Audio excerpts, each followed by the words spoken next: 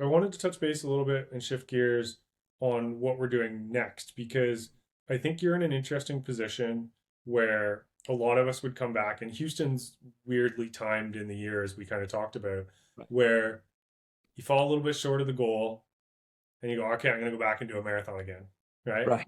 Yeah. And when we started mapping out the year and such, we realized it's probably going to be a little bit of a gap before we do it. And so we had talked about closing some of the gaps, and this has led us to doing a big in air quotations spring season of 5Ks, 10Ks, and a half. And so, what did you feel like when we talked about that, knowing that that marathon goal still has the primacy in terms of what we're doing, but you know, working in a different angle to close the gap than maybe you have previously? Sure. To me, it makes sense. Like I feel like I had a really good marathon build. I hit all the paces, and I felt like I did what I could.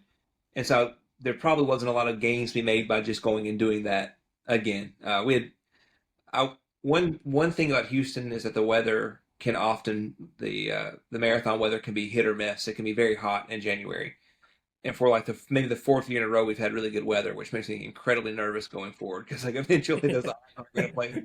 But Yeah. whenever you had a good training cycle, I felt like nutrition went well, taper went well. I did have a bathroom stop in the race, but that probably only cost me 20 seconds or something. Not a huge deal.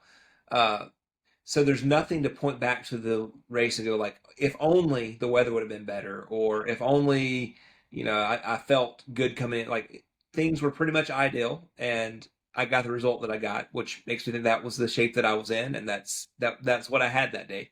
So then, what does it take to be able to take a step forward? And I do think it's the top end speed. Uh, that we've observed this in some of my training, that where we've talked about this before, but when it's just at 650 to 7 minute mile, I can hold on and feel pretty comfortable for a very long time.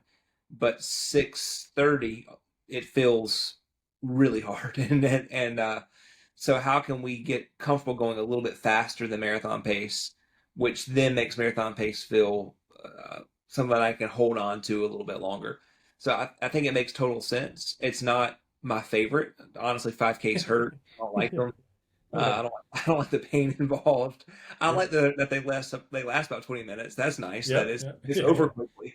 But the but the actual running the 5K is not fun whatsoever.